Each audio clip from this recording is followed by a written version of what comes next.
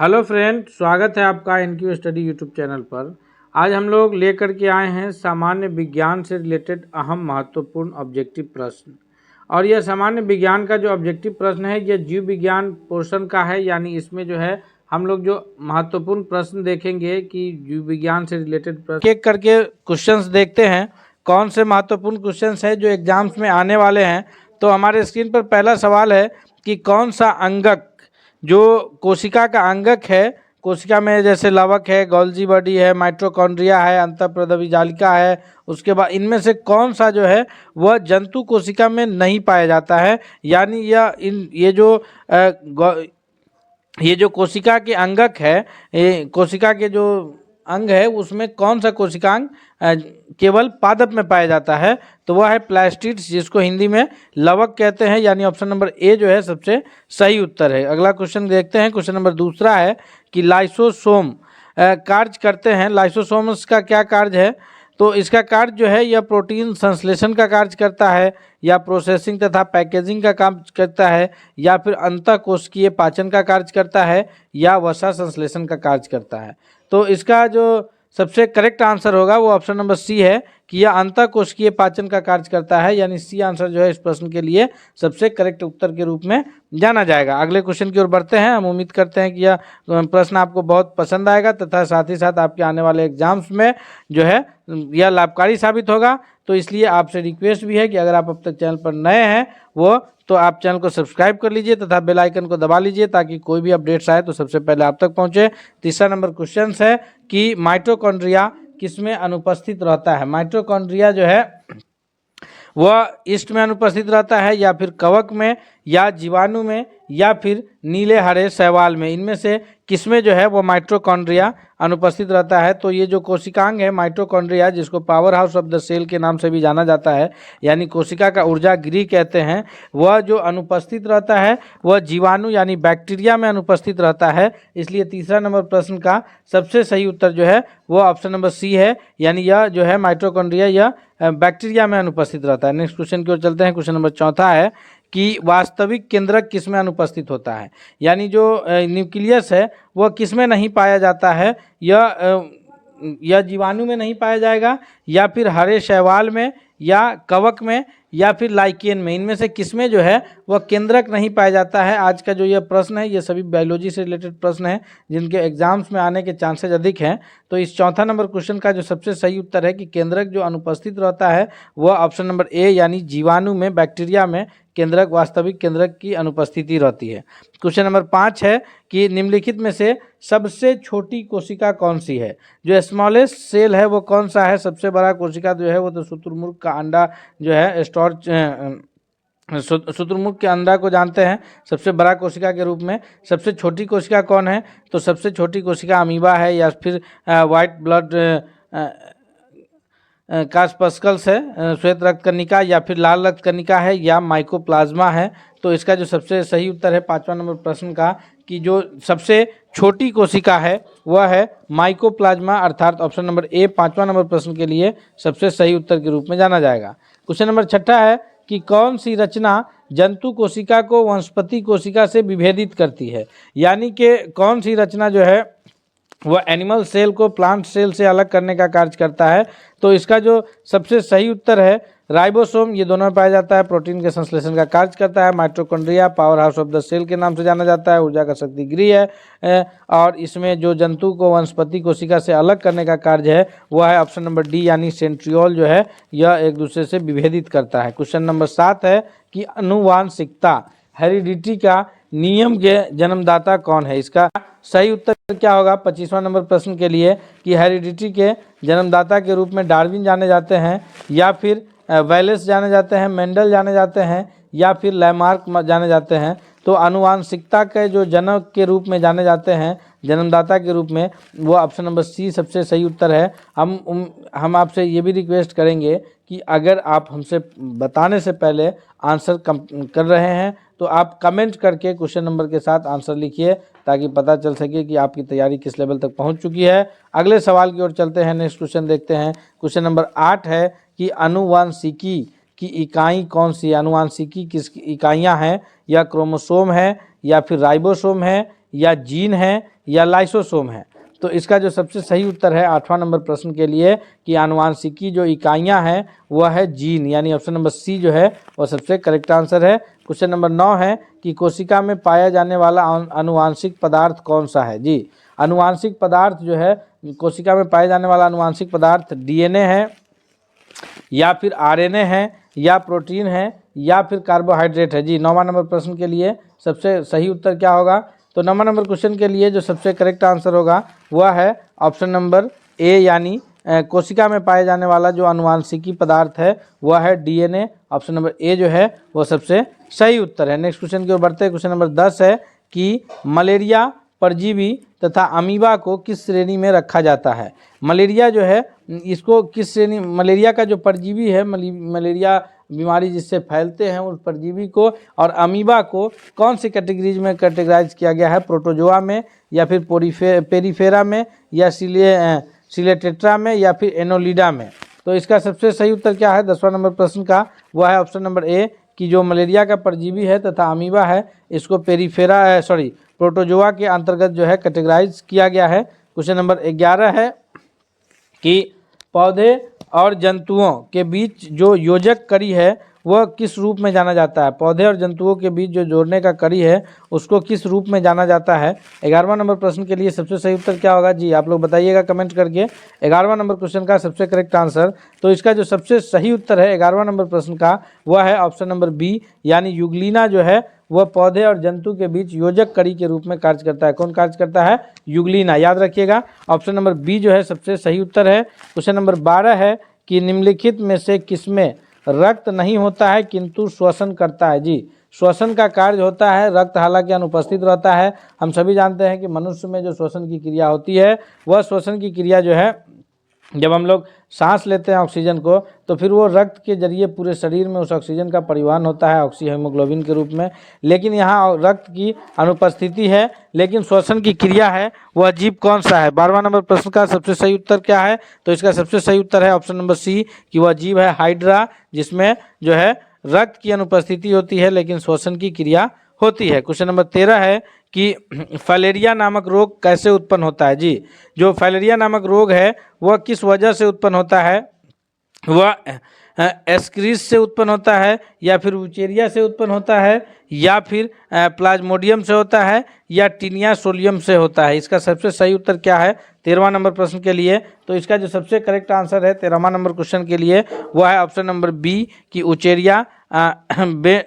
उचेरिया Ben crafty से यह जो है फाइलेरिया नामक रोग उत्पन्न होता है। क्वेश्चन नंबर 14 है कि केचुआ जो है वह किसानों को किस प्रकार लाभ पहुंचाता है। केचुआ को किसान का मित्र कहा जाता है, इसका क्या कारण है?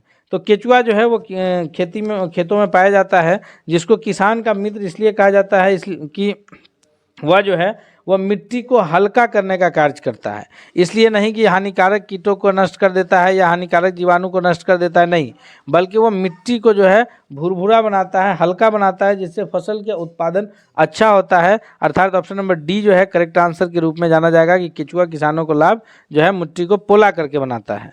नेक्स्ट क्वेश्चन है क्वेश्चन नंबर 15 है कि मनुष्य की खोपड़ी में, मनुष्य का जो मस्तिष्क है या खोपड़ी है सर का, इसमें कितनी अस्थियां पाई जाती है, यानी कितनी हड्डियां जो है यह मनुष्य की खोपड़ियों में पाई जाती है। 15वां नंबर प्रश्न के लिए सबसे सही उत्तर क्या होगा? आप लोग कमेंट करके बता सकते हैं। 15वां नंबर क्वेश्चन का सही उत्तर 8 है, 30 है या 10 है या फिर 12 है।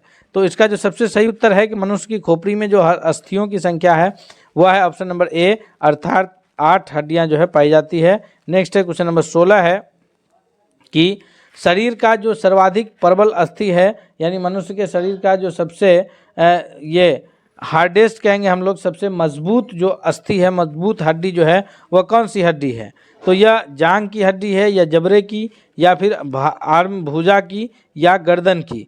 तो सबसे जो मजबूत हड्डी है मनुष्य के शरीर का वो ऑप्शन नंबर बी है कि जबड़े की हड्डी जो है वो सर्वाधिक सबसे अधिक प्रबल सबसे अधिक मजबूत हड्डी है। क्वेश्चन नंबर 17 है कि मानव शरीर में जो लाल रक्त कण का निर्माण कहाँ होता है? मानव शरीर के अंदर जो आरबीसी है, रेड ब्लड कॉर्पस्कल्स, तो इसमें आरबीसी में लाल रक्त जो ये आरबीसी का निर्माण जो है यह कहाँ होता है?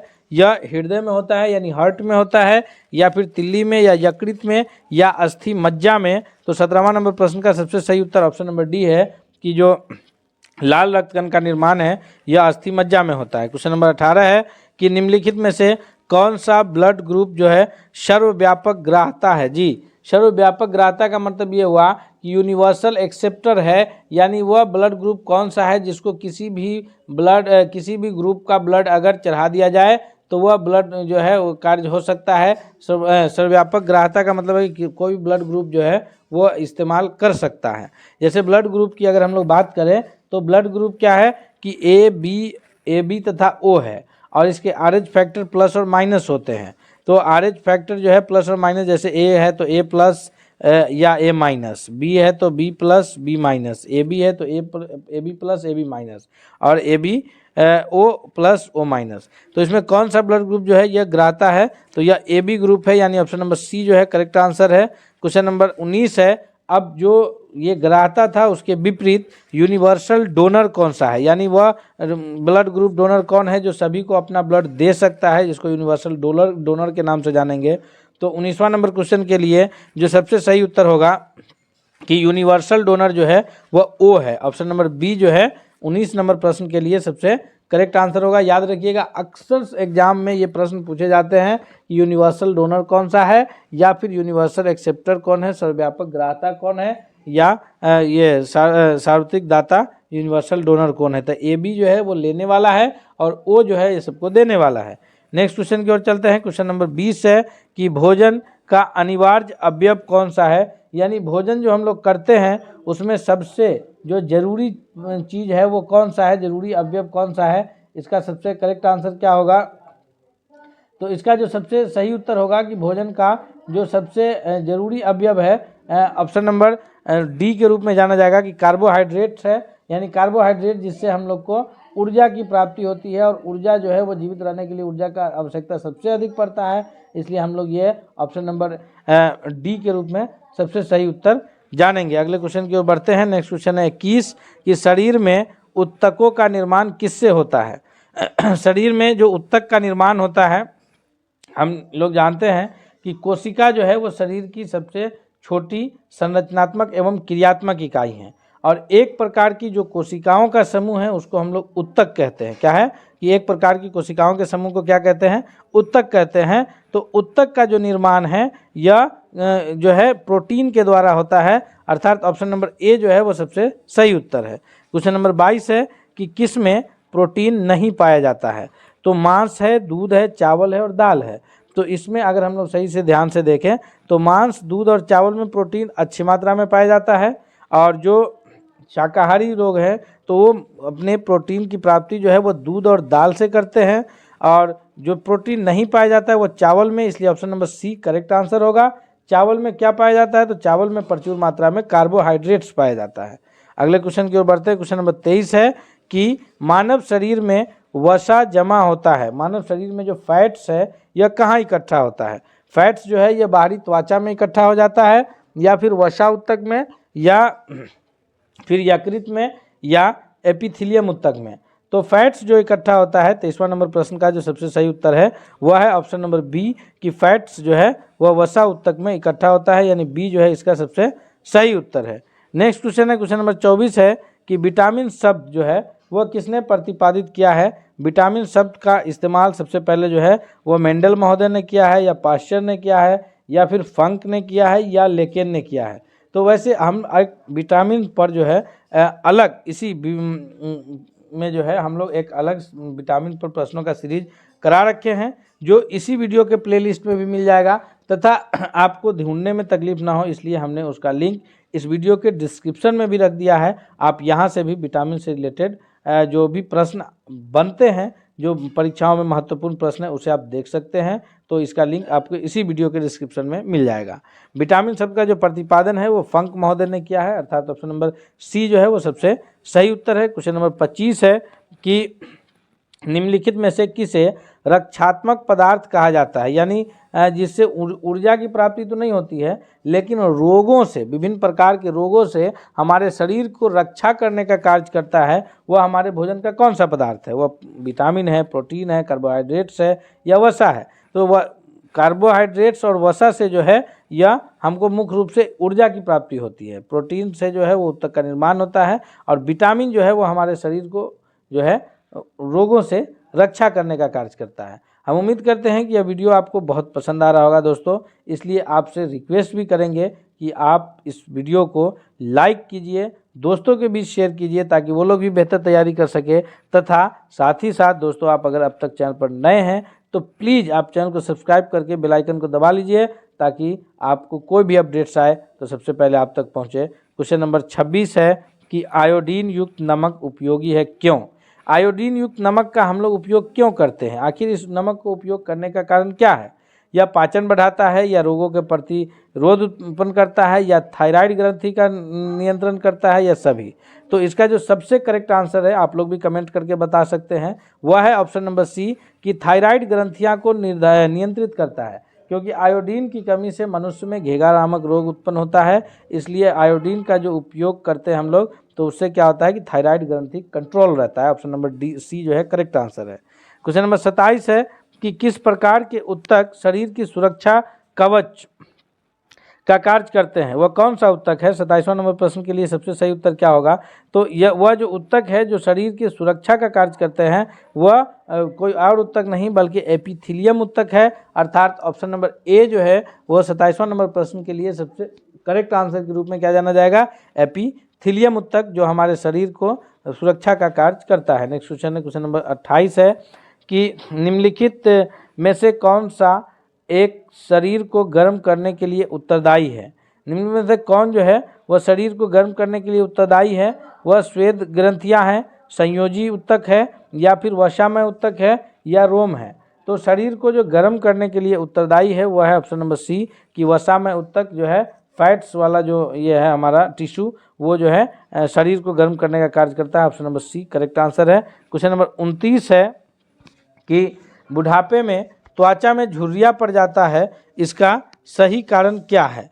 कि बुढ़ापे के ज़माने में जो सबसे सही उत्तर होगा कि त्वचा में रुधिर का जो संचारण है कम होने के कारण ऐसा होता है, या उपचर्मीय स्तर में लचीलापन होने के कारण होता है, या चमड़ में जो है, चमड़े में जो है, स्किन में वह वसा ऊतक की कमी होने के कारण होता है, या फिर त्वचा में मेलेनिन और मेलेनोसाइट्स की अधिकता होने के कारण होता है। आप लोग कमेंट्स करके बता सकते हैं। 29वां नंबर प्रश्न का जो सबसे सही जवाब है वह है ऑप्शन नंबर बी।